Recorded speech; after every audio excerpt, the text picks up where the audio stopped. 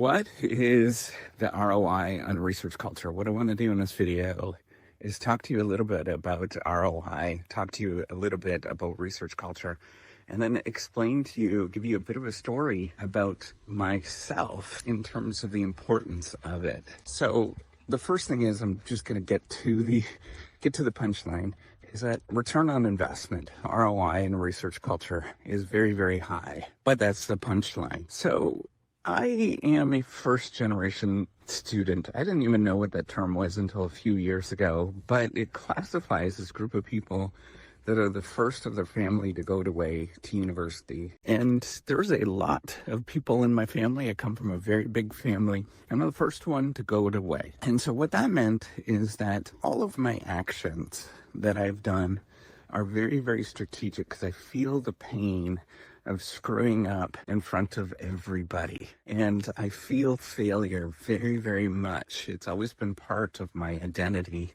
And it's always a very strong part of what I am. In fact, I study failure as my research interest. Now, why do I bring that up? I think this is the key thing to think about a research culture.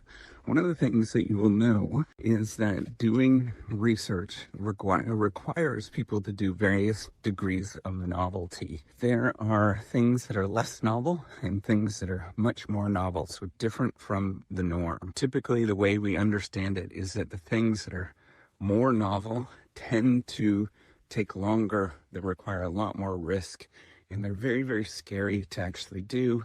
And it requires a lot of people to be convinced by the thing that you're actually doing. But it turns out that it's critically important for performance and doing well in the long run. The novel things that we do, the big things that we do, have enormous payoffs. We think that the returns on things like innovation and R&D are normally distributed, but it's not true. In fact, it's a few things drive most of the growth, and there's lots of incremental activity that actually happens along the way that really don't do that much in terms of what is happening at a university. I beg you to look at the people that have prizes and various different things like that. They actually are not as productive as what people presume that they actually are. They have some ideas that are pretty incredibly important, but they take a lot of time and a lot of work to invest in. It's not to say that the incremental stuff is not important. It often is very, very important, and there's a lot of work to be done there. But every once in a while, the thing that generates the spectacular returns is the thing that is the most novel and the most weird and the most uncomfortable for everybody to talk about. Here's the thing. When you do those things, you feel that failure that much more when things don't work out as planned. And it hurts, and it's scary, and it creates a ripple effect within an organization, within the culture that people look at. And the critically important thing to having a healthy research culture, whether you're actually looking at a company or whether you're looking at a university or college, is allowing people to pursue those strange and novel and weird things, but not only allowing them to do that when things are going right and it's all excellent, but allowing to do that when things just don't work out and it breaks and they feel that failure. I'm using that term failure because that's what it feels like. It feels like you're doing something wrong. It feels dirty. It feels like you shouldn't be doing it. And if you don't get a pat on the back and say, you're the one person that actually tried, you're the one group that actually tried, it didn't work out, but that's okay. We will get it the next time. It will create a culture where people learn that failure is wrong, where people learn not only failure is wrong, but trying, putting in the effort, doing something different is wrong. And then what you're going to get is a lot of people doing a lot of incremental things. And remember, those incremental things don't pay the big bucks in the long run. And so what we have to do is balance that the resources that are being paid to do things that are scary and strange and weird, those very, very novel things, with paying the bills on every given day. And the only way that you can balance that is by working on creating a healthy culture within your research environment. Now, it's challenging, but I think the best thing that you can do is keep your finger on the pulse of it. Realize that actually culture is important. I think far too many people discount how important it is to have a healthy culture. They think that it's just about financial returns and performance metrics and counting numbers. This is why it's so difficult. The things that we can measure, the things that we can put our fingers on, are often metrics and numbery things.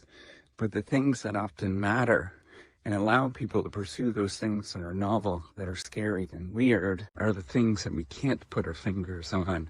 It's where somebody can say, you know what, I'm going to try this today. It's going to be weird and it's not going to fit in, but I'm going to try it.